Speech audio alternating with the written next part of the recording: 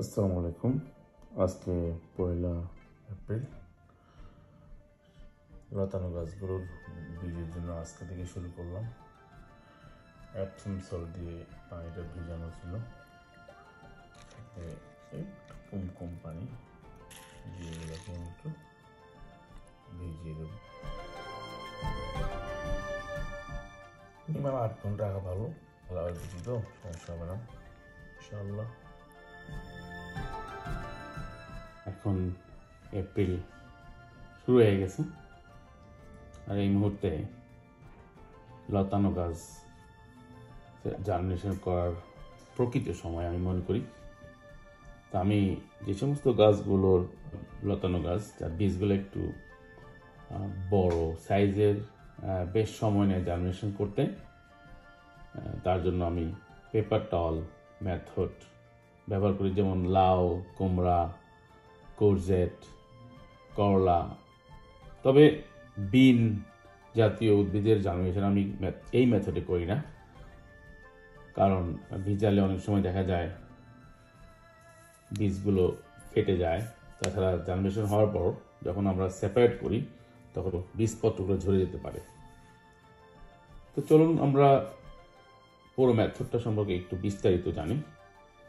কি কি জিনিসপত্র লাগবে এই মেথডটা করতে গেলে? অবশ্যই পেপার টাওয়াল। তো আমার কাছে এই ধরনের পেপার টাওয়ালটা দেখেন, এটা ট্রিপল লেয়ার স্ট্রেংথ বাজারে পাওয়া যায়। প্লিজ এটা ইউজ করবেন, খুবই ভালো। আমি দেখাচ্ছি পেপার টাওয়ালটা।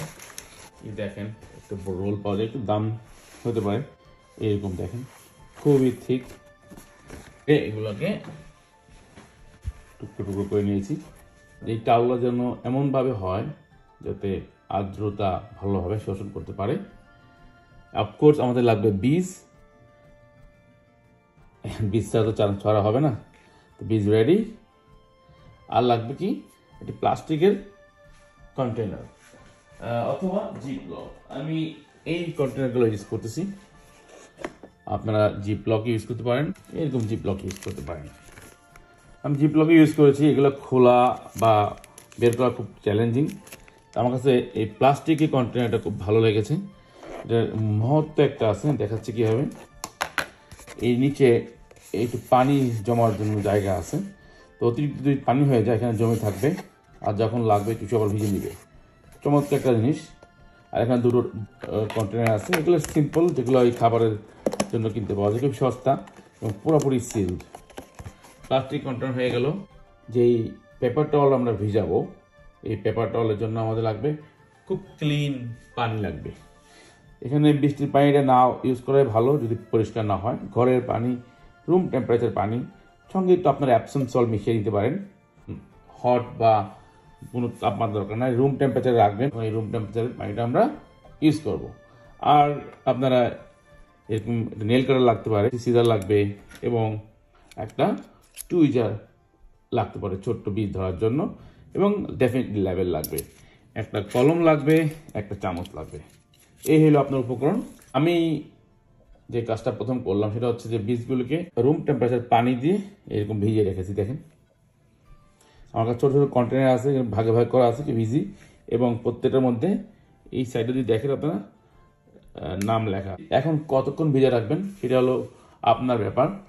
আমি এগুলোকে 8 ঘন্টার উপর ভিজিয়ে রেখেছি, 8 থেকে 10 ঘন্টা, যেহেতু লাউয়ের বীজ। তবে ছোট ছোট বীজ 2 থেকে 4 ঘন্টা করলে হয়, এবং অ্যাভারেজ যে কোনো বীজ 5 থেকে 6 ঘন্টা ভিজালেই কাজ হয়ে যাবে ইনশাল্লাহ।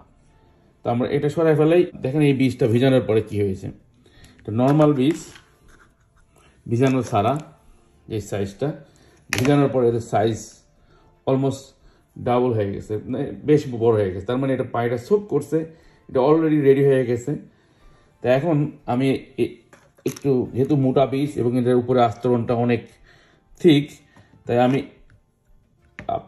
আপনাদের করার দরকার নেই, তারপর আমি মাঝে মধ্যে করি, বিশেষ করে লাউয়ের বীজের জন্য। এই ক্লিন একটা নেল কাটার দিয়ে শুধু এই মাথাটা দেখতেছেন না, যেখান থেকে শিকড়টা বের হবে, একটু কেটে দিই। এভাবে কেটে দিলে আমাদের খুব সহজ হবে। আবার দেখাচ্ছি, এইটা ফ্ল্যাট পার্টটা দিয়ে শিকড় বের হয় না, ফ্ল্যাট পার্ট বের হবে আপনার পাতা, বীজপত্র, আর এখান দিয়ে শিকড় বের হবে। এই মাথাটা খেলে কেটে দেবো। কোনো চিন্তা নেই, জাস্ট একটু ইজি করে দেওয়া, তাহলে তাপ যখন পাবে সঙ্গে সঙ্গে সুন্দর শিকড়গুলো বের হয়ে যাবে। এখন আমরা টাওয়ালটাকে কিভাবে প্রস্তুত করব। আমি একটা টাওয়াল নিলাম। তো এখন এই টাওয়ালটা নিলাম। অনেকে স্প্রে করেন, কিন্তু আমি একটু ডিফারেন্ট পদ্ধতি দেখাচ্ছি। এই যে একটা ট্রে নেব, ট্রেতে খালি যেভাবে পানিটা আমি দিয়ে দেবো। মনে করেন আপনার ঘরে পানি পড়ে গেছে, এখন এই পানিটা কি করবেন, টাওয়াল দিয়ে উঠাবেন, তাই না? তখন কি করি আমরা, এই টাওয়ালটা আস্তে ফেলে দিই। আপনি ইচ্ছা করলে আরেকটা দিতে পারেন। এখন এখানে পানিটা পুরো নিয়ে নিল।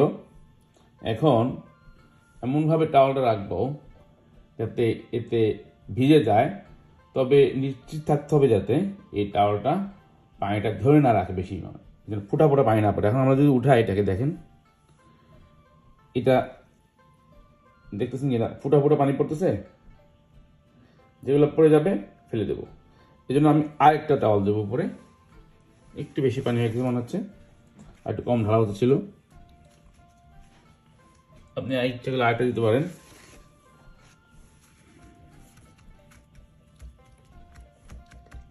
আমি কিন্তু একটাই ইউজ করব, জাস্ট পানিটাকে সুন্দরভাবে নিয়ে নিচ্ছি। এই তো হয়ে গেল। এখন এটাকে আমি একটুও পানি আর ফোটা ফোটা পড়ছে না, তাই না? এখন যদি অতিরিক্ত থাকেও পানি, আমরা এটা চেপে বের করে ফেলবো। আমি যদি এই ট্রেটা সরাই, এখন মূল ট্রেটা আমি সুন্দর করে এভাবে বিছিয়ে দিলাম। আবার দেখাচ্ছি, দেখেন যাতে পানি ড্রপ না পড়ে, ড্রপ পড়লে সমস্যা। সুন্দর করে পানি নিলাম। আমরা এটা ফোল্ড করব, ফোল্ড করে এইভাবে কাছে নিয়ে আসলাম। আমার যে ট্রেটা আছে, ট্রেটা আমি দেখেন এখানে ঠিক এই লেভেল হবে, এটা এখানে একটু বড় হচ্ছে।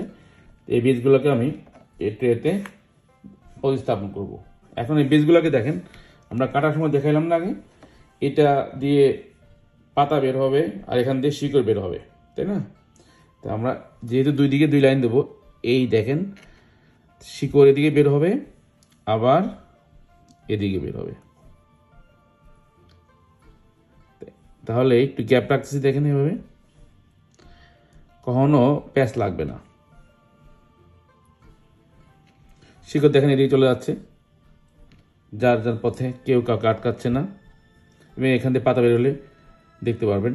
অনেক সময় এগুলা জট লেগে গেলে খুবই ডিফিকাল্ট এদেরকে ছাড়ানো।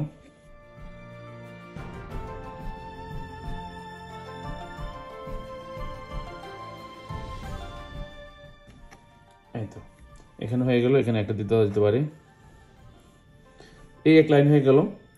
পর লাইনটা আমরা দেখেন এই মাথাটা কিন্তু ওদিকে দেবো, শিকড়টা যাতে অপোজিট ডাইরেকশন, এতে কখনো প্যাচ লেগে যাবে না।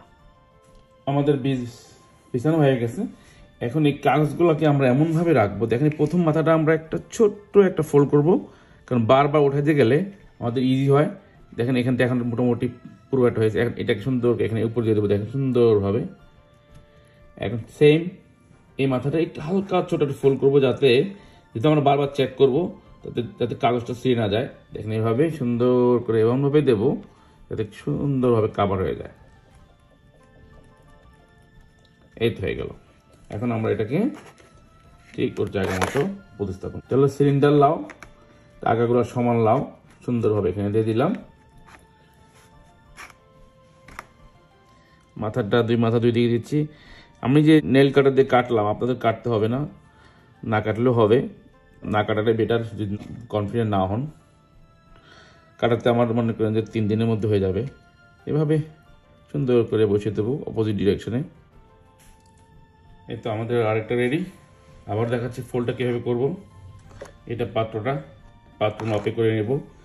এই মাথাটা একটু ফোল্ড করে নেব, তারপর এটাকে সুন্দর করে বীজের উপরে বিছিয়ে দেব।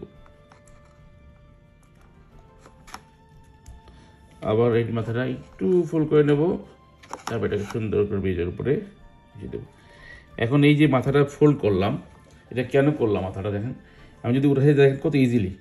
আপনি যদি ফোল্ড না করেন তখন এখানে 2টা পাল্লা আছে, যে কোনো পাল্লা ছিঁড়ে যাবে। এখন এটা শক্ত হলো, যেহেতু আমাদের উঠাইতে হবে, দেখতে হবে, এই জন্য ভেবে দিলাম, সুন্দর করে সিল করে দিলাম এটাকে। এবার আমরা এই যে রেডি করলাম, এটার নাম দেওয়া আছে মিনি বিউটি লাউ। চমৎকার এই লাউটা, ছোটো ছোটো লাউ, গোল গোল সুন্দর লাউ হয়, বেশ ধরে। এখন আমরা এটাকে সিল করে দেবো, ওপরে দেখা সিল করে একেবারে নাইস। তা আমাকে দেখেন এই ট্রান্সপারেন্ট পটটা হওয়াতে সুবিধা কি, আমি দেখতে পাচ্ছি কোনটা হচ্ছে না হচ্ছে, আমাকে খুলতে হচ্ছে না বারবার। ভিতরে যে একটা এনভায়রনমেন্ট ক্রিয়েট হবে, এটা বারবার খুললে কিন্তু এনভায়রনমেন্ট নষ্ট হয়ে যায়, তো বারবার খোলা দরকার কি, আমি দেখতেছি কোনটা হচ্ছে না হচ্ছে, সঙ্গে সঙ্গে যখনই উঠবে তখনই আমি এটাকে তুলে ফেলবো। যারা এই কন্টেনার ইউজ করবেন, যারা এরকম জিপ লক ইউজ করবেন, তারা মেকশিওর জিপ লকটা খুব সুন্দরভাবে লাগানো থাকে এবং এটা ফ্ল্যাটভাবে রাখবেন। এটাও সুবিধা, এটা আরও সুবিধা, কিন্তু সমস্যা হলো এটা যখন বীজটা হয়ে যায় বের করা খুব চ্যালেঞ্জ, ভেঙে যেতে পারে, যেহেতু বীজ সবগুলো একসাথে হয় না, একটা আগে পরে হতে পারে। এই জন্য আমাকে সবচেয়ে বেস্ট লাগে এই সাইজের কন্টেনার। পুরো প্রসেস শেষ হয়ে গেলে আমরা এটাকে নির্দিষ্ট তাপমাত্রা রাখবো, 18 থেকে 20 ডিগ্রি হলেই ভালো, বেস্ট আর কি, জার্মিনেট হলে খুব সহজ হয়। তো আমি আমার বয়লার রুমটা খুবই কাজে দেয়, এটা দৌড়ও আছে, এভাবে রেখে দিলাম। আর আমরা যেন একটু অন্ধকার দিই, আলো না দিই এখন, এই জন্য আমি একটা কার্ডবোর্ড দিলাম। আপনারা যে শপিং ব্যাগ ট্যাগ দিয়ে আটকে দিতে পারেন, কার্ডবোর্ড দিয়ে দেখেন আমি পুরো অন্ধকার করে দিলাম। আমরা যখন বীজ মাটিতে দিই তখন মাটির নিচে তো অন্ধকারের একটা পরিবেশ সৃষ্টি হয়, সেই কৃত্রিম পরিবেশটা আমরা এখানে সৃষ্টি করার চেষ্টা করলাম, একটা হেভি স্টাফ দিলাম। এভাবে রেখে দিলে দেখবেন যে কয়েকদিনের মধ্যে জার্মিনেট হয়ে গেছে। লাউয়ের বীজ সাধারণত অনেক সপ্তাহ থাকলে অনেক 2 সপ্তাহ লাগে, সো আপনি ঘন ঘন 2 দিন বা 3 দিন পর পর দেখবেন যে টাওয়ালের কি অবস্থাতে শুকিয়ে যায়। যেভাবে আমি ব্লক করে দিচ্ছি, এয়ার টাইট করে দিচ্ছি, শুকানোর কথা না, তার দেখা হচ্ছে শুকাইলে আমরা হালকা একটু স্প্রে করে পানি দিয়ে ভিজিয়ে দেব। আর যখনই একটা জার্মিনেট হয়ে যাবে, সিড লিপ বের হবে, সঙ্গে সঙ্গেই আমরা এটাকে ট্রান্সফার করে ফেলবো। এই জন্য এখনই আমাদের পটগুলো রেডি করে রাখা উচিত। সিডলিংয়ের জন্য যে পটগুলো করবো আমরা, সেই পটগুলো রেডি করে একটু ভিজা মাটির মতো করে রেখে দিতে হবে, পুরো ভিজে না, স্যাঁতস্যাঁতে, যাতে সিডলিংগুলো যে ওখানে যে ড্রাই আউট না হয়। সেটা নিয়ে আবার দেখাচ্ছি ইনশাল্লাহ। এরকম পার্সেল ব্যাগও আমরা রাখতে পারি, এখানে একদম এয়ার টাইট, এটার পাশাপাশি দেখা যাক কি হয়। এই দেখতে পাচ্ছেন মরির মতো পারলাইটটা 3টা গুণ, একটা হচ্ছে পানি ধরে রাখতে হেল্প করে এবং পানি ছেড়ে দেয় অতিরিক্ত পানি, এবং যখন শুকায় পানিটা তখন ভিতরে যখন এয়ার পকেট সৃষ্টি করে, যার ফলে এই কম্প্রেসের সাথে আমরা মিক্স করে দেবো। আর একটু পানি দিয়ে দিবেন যাতে মিক্স করতে সুবিধা হয়। এখন অনুপাতটা হচ্ছে যেহেতু সিডলিংয়ের জন্য 5:1। আর আপনারা কোকোপিট ইউজ করতে পারেন, কোকোপিটটা খুব বেশি ভালো, বাট দাম বেশি, এই জন্য আমি এখানে লাউয়ের জন্য করছি, এই জন্য এটা করতেছি না, এই জন্য আমি নর্মাল কম্পোস্টের সাথে পার্লার ইউজ করছি। আপনাদের ইচ্ছা আপনারা কোকোপিট ইউজ করতে পারেন। মিক্স করে নেব, মিক্স করার পরে এই যে ধরনের ব্যাগ আছে, ব্যাগগুলো খুবই ভালো, এটা ব্যাগ সহকারে আপনারা ইচ্ছা করলে যখন ট্রান্সপ্লান্ট করবেন ব্যাগ সহ করতে পারবেন। এগুলা বায়োডিগ্রেডেবল ব্যাগ।